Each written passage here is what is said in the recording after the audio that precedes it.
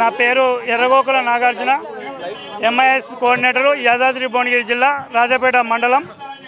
ఈరోజు మరి రాష్ట్ర వ్యాప్తంగా ఉన్నటువంటి 33 జిల్లాల నుంచి ఈ ధర్నా చౌక్ వచ్చి ధర్నా చేయడానికి గల కారణం ఏంటంటే, ఎస్ఎస్ఏలో పనిచేస్తున్న ఉద్యోగస్తులకు కనీస వేతనం ఇవ్వకపోవడము, సుప్రీంకోర్టు చెప్పినప్పటికీ కూడా మరి సమాన పనికి సమాన వేతనం ఇవ్వకపోవడము, మరి ఈ సర్వశిక్ష అభియాన్లో పనిచేస్తున్నటువంటి ప్రతి ఉద్యోగస్తులు role of reservation, roster point, written టెస్టుల ద్వారా వచ్చారు.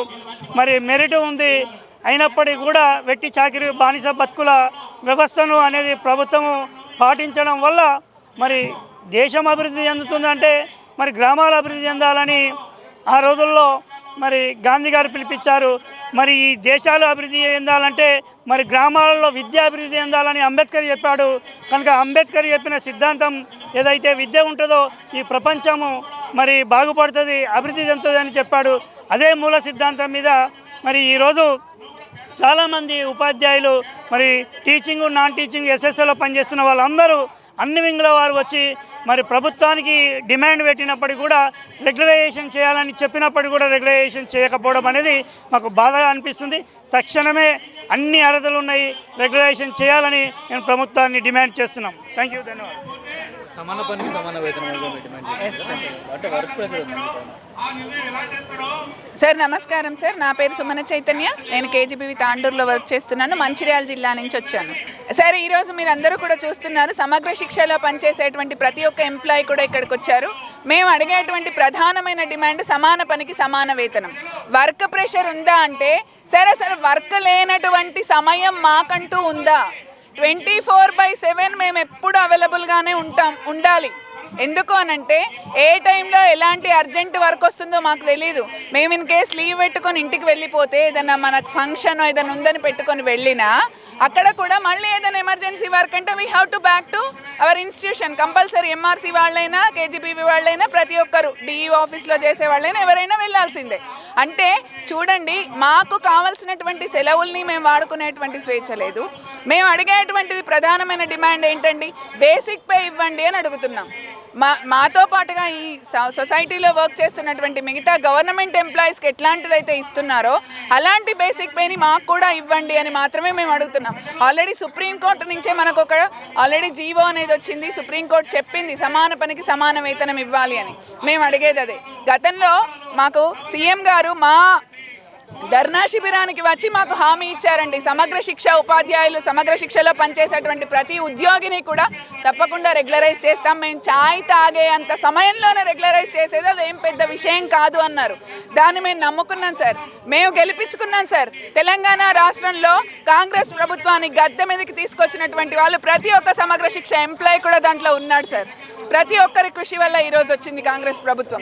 సరే, మేము వాళ్ళు ఇచ్చినటువంటి మాటను తీరుస్తారంటూ వెయిట్ చేశాము, కాలేదు. సంవత్సరం గడిచిపోయింది, 2వ సంవత్సరం వస్తుందంటూ మేము గత సంవత్సరం డిసెంబర్లో 29 రోజుల పాటుగా అందరము కూడా ప్రతి జిల్లాలో సమ్మె అనేది చేశాం సార్. సమ్మె చేసినప్పుడు కూడా మమ్మల్ని బుజ్జగించి, మా రాష్ట్ర నాయకులను బుజ్జగించి, తప్పకుండా మీరు అడిగినటువంటి ఈ సమాన వేతనాన్ని మేము చెల్లిస్తాము అంటూ మాకు మాయమాటలు చెప్పి ఒక సబ్ కమిటీని వేస్తా అని చెప్పి సబ్ కమిటీని వేసినట్టుగా చేసి, అంత డ్రామా చేసి అన్నీ మమ్మల్ని ఏంటంటే మభ్యపెట్టి వెళ్ళడం జరిగింది. మేము కూడా గొర్రెలాగా నమ్మాము సార్. ఇక వస్తుంది, రేపు వస్తుంది, మాపు వస్తుంది, రేపు మాపు పోయింది, సంవత్సరం గడిచిపోయింది సార్. ఇప్పటికీ కూడా మాకు ఎలాంటి న్యాయం జరగలేదు. 29 రోజుల మా వేతనాన్ని, మా కష్టాన్ని, మా సమయాన్ని అన్నింటినీ కూడా మేము వృధా చేసుకున్నాం తప్ప మేము గొప్పగా సాధించింది అందులో ఏమీ లేదు. అయినప్పటికీ మీకు డౌట్ రావచ్చు, మళ్ళీ ఇలా పోరుబాటును ఎందుకు ఎంచుకున్నారు అని. గతంలో మేము సాధించినవన్నీ ఇలా పోరాడే గెలుచుకున్నాం సార్. తప్పకుండా కూడా మేము ఈ పోరుబాటును ఎంచుకొని ఈ ఉద్యమాన్ని ఇంకా ఉధృతం చేసి మేము అనుకునే దాన్ని సాధించే వరకు మేము వదిలిపెట్టాం సార్. ఇప్పుడు అందరము కూడా ఏకతాటి పైనకు వచ్చాము. సమగ్ర శిక్ష ఉద్యోగులందరికీ TSUTF అండగా నిలుస్తోంది. వారి అండదండలతో వారి మార్గనిర్దేశకత్వంలో మేము ముందడుగే వేస్తాము. ఎప్పుడూ భయపడి వెనకడుగు వెయ్యము. ఇప్పటికీ మేము 3 దశల పోరాటానికి పిలిపించాము. మేము ఆల్రెడీ లంచ్ టైం బ్రేక్లో నల్ల బ్యాడ్జీలతో నిరసన మొదటి దశగా చేశాము. రెండో దశగా 16వ తారీఖు నాడు అన్ని జిల్లాలలో ఉన్న కలెక్టరేట్లలో నిరసన వ్యక్తం చేశాము. అంటే మేము ప్రభుత్వానికి చెప్తూనే వస్తున్నాము, మేము హ్యాపీగా లేము, మేము ఇలా నిరసన వ్యక్తం చేస్తున్నాము అంటూ తెలుపుతూనే వస్తున్నాము. ఈరోజు ఇక్కడ మహాధర్నాను చేపట్టడం జరిగింది. మీరు చూస్తున్నారు, చాలామంది వేల కొద్ది ఎంప్లాయీస్ వచ్చారు. అలాగే ఇంకా ఇప్పుడు కూడా మాకు ఎలాంటి హామీ ఈ బడ్జెట్ సమావేశాలలో కనుక రాకపోతే ఈ ఉద్యమం ఇంకా ఉధృతంగా సాగుతుంది సార్. మేము అనుకున్న సాధించేదాకా అయితే సాగిస్తాం సార్. నా పేరు రవికుమార్, ఆదిలాబాద్ జిల్లా నుంచి వచ్చిన నేను సిఆర్పిగా పనిచేస్తాను. చదువుకున్న లేబర్స్ అంటే మేమేనేమో మరి well educateds, MA, MEd, BEd, PG, TET, SET అన్నీ వెల్ ఎడ్యుకేటెడ్, మంచిగా చదువుకొని కూడా ఈ యొక్క విద్యా వ్యవస్థల గత 16 సంవత్సరాల నుంచి పనిచేస్తూ వెట్టి చాకిరేస్తూ బానిసలలాగా ఉన్నటువంటి వ్యవస్థ ఉన్నదంటే ఒక ఈ ఎస్ఎస్ఐ అని చెప్పుకోవాలి. ఉద్యోగి అయినప్పుడు కాంట్రాక్ట్ ఏంటిది, రెగ్యులర్ ఏంటిది, అందరికీ అంత ఇస్తే సరిపోతుంది కదా. మేము సంతి తల్లి బిడ్డలమా? మేము కూడా తెలంగాణ ఉద్యమంలో పాల్గొన్నాం, తెలంగాణ ఉద్యమంలో రోడ్ల మీదకి వచ్చినాం. మేము కూడా తెలంగాణ బిడ్డలమే, మేము తెలంగాణ తల్లికి పుట్టిన మేము కూడా ఈ నెల మీదనే పుట్టి ఈ నెల మీదనే మేము మాకు అయ్యో జీతమో రామచంద్ర అని చెప్పేసి రోజులు మాకు అడుక్కునే స్థితి ఏర్పడ్డది. మరి ఎన్ని రోజులు ఈ స్థితి మాకు? మరి మమ్మల్ని కూడా మీరు ఇచ్చినటువంటి హామీ ఏకశిల పార్క్ ఏదైతుందో అప్పుడున్నటువంటి కాంగ్రెస్ పక్ష నేతగా వచ్చినటువంటి శ్రీ రేవంత్ రెడ్డి గారు మరి మమ్మల్ని ఛాయ్ తాగే లోపల రెగ్యులరైజ్ చేస్తానని చెప్పిండ్రు. మరి ఇప్పటి వరకు కూడా 2-3 సంవత్సరాలు గడిపోయినా మా మీద ఈ సమితి తల్లి ప్రేమ చిన్న చూపు చూస్తున్నారు. మరి ఈ చిన్న చూపు ఎందుకని చెప్పేసి మేము ప్రశ్నిస్తూ ఉన్నాం. మేము కూడా తెలంగాణ బిడ్డలం అయ్యా, మేము కూడా మీ గవర్నమెంట్లో పనిచేస్తున్నాం. ఏ రాత్రి రిపోర్ట్లు కావాలన్నా కానీ మేము వెళ్తాం. పిల్లవాడు బడికి పోకపోతే బాధ్యత తీసుకున్నటువంటి బాధ్యతలు మేము ఉన్నాం. పిల్లవాడు బడికి రాకుండా రోజు వాడి ఇంటికి వెళ్తాం, బుజ్జగిస్తాం, లాలిస్తాం అన్నీ చెప్పి కూడా మేము తీసుకొచ్చి బడిలలో ఉంచుతున్నాం. రిపోర్ట్లు ఎప్పుడు అడుగుతా అప్పుడు ఇస్తున్నాం. మరి మమ్మల్ని మాకున్నటువంటి వ్యక్తిగత ఉన్నటువంటి సెలవులు కావచ్చు, జీతం కావచ్చు, టీఏ కావచ్చు, డిఏ కావచ్చు, అందరితో సమానంగా మాకు ఇవ్వాలని తెలియజేస్తున్నాం. ఉద్యోగులు అన్నప్పుడు కాంట్రాక్ట్ ఏంటిది, రెగ్యులర్ ఏంటిది అని మేము ప్రశ్నిస్తున్నాం. మరి సుప్రీంకోర్టు ఇచ్చినటువంటి తీర్పుకు అనుగుణంగా మాకు సమాన పనికి సమాన వేతనం ఇస్తూ మమ్మల్ని రెగ్యులరైజ్ చేసి అప్పటి వరకు బేసిక్ పే ఇవ్వాలని చెప్పేసి డిమాండ్ చేస్తున్నాం. సమగ్ర శిక్ష ఉద్యోగుల ఐక్యత, సమగ్ర శిక్ష ఉద్యోగుల ఐక్యత. నమస్తే అండి, జగదీష్ నా పేరు. ఐఈఆర్పిగా గత 2006లో జాయిన్ అయితే 20 సంవత్సరాలు, దాదాపుగా 20 సంవత్సరాలు ఒక గవర్నమెంట్ ఉద్యోగికి ఎంత శాలరీ ఇస్తారు? గవర్నమెంట్ విద్యాశాఖ మంత్రి అయినటువంటి సీఎం గారికి నేను సూటిగా ప్రశ్నిస్తున్నా, ఒక ఉద్యోగిగా, కాంట్రాక్ట్ ఉద్యోగిగా. అయ్యా, 20 సంవత్సరాలు నీకు గవర్నమెంట్కు సేవ చేసినటువంటి ఉద్యోగికి నీవు ఎంత ఇస్తున్నావు? దాదాపుగా ₹1,00,000 ఇస్తున్నావు. మరి అటువంటి వ్యక్తికి 20,000తో ఉద్యోగంతో జీతాన్ని సరిపెట్టుకోమంటే ఆ జీవితం గడిచిపోతుంది తప్ప జీతం పెరగట్లేదు.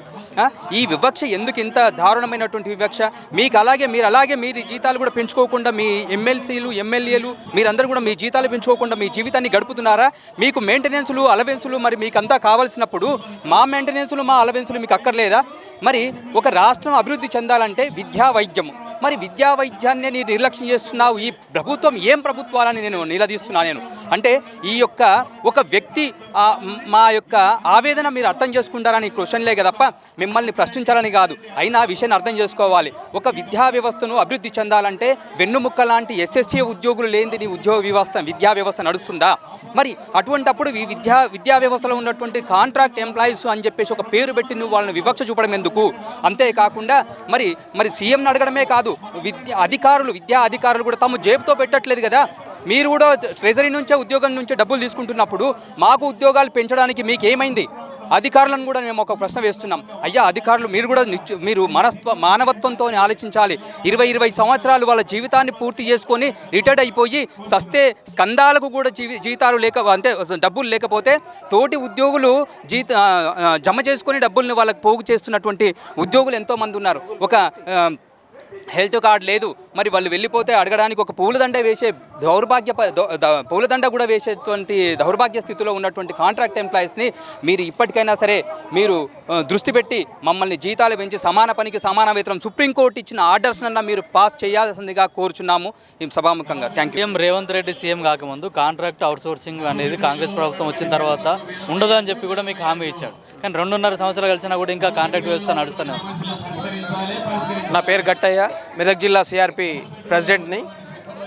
గత సంవత్సరం మేము సమ్మె చేసిన 29 రోజుల సమయంలో ప్రభుత్వం నుండి ఒక కమిటీని ఏర్పాటు చేసి ఫైనాన్స్ నాన్ ఫైనాన్స్ అని 2 కేటగిరీలుగా మా సమస్యలను పరిష్కరిస్తామని చెప్పేసి హామీ ఇవ్వడం జరిగింది. దానికన్నా ముందు ఎలక్షన్ల సమయంలో టీపీసీసీ అధ్యక్షునిగా ఉన్నటువంటి రేవంత్ రెడ్డి ఆ రోజు అధికారంలోకి వచ్చినాక నెల రోజుల లోపల మీ సమస్య పరిష్కరిస్తామని చెప్పేసి హామీ ఇచ్చినటువంటి రేవంత్ రెడ్డి ఇవాళకి 2.5 సంవత్సరాలు 3 సంవత్సరాల దగ్గరికి వస్తున్నప్పటికీ ఇప్పటికి కూడా ఎలాంటి సమస్యను పరిష్కరించకపోవడం చాలా బాధాకరం.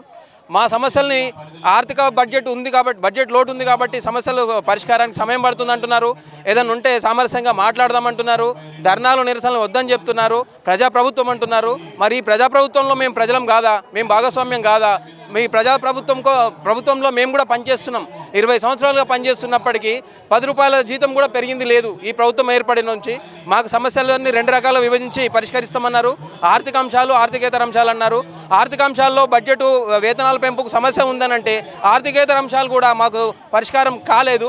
ఆర్థికేతర అంశాల్లో వెయిటేజ్ అన్నారు, హెల్త్ కార్డ్ అన్నారు, ట్రాన్స్ఫర్స్ అన్నారు, ఎక్స్గ్రేషియా అన్నారు. ఎలాంటి ఒక్క సమస్యను కూడా పరిష్కరించింది లేదు. కాబట్టి ప్రభుత్వం మమ్మల్ని పెద్ద మనసు చేసుకొని మేము ఎలాంటి ప్రభుత్వానికి వ్యతిరేకం కాదు.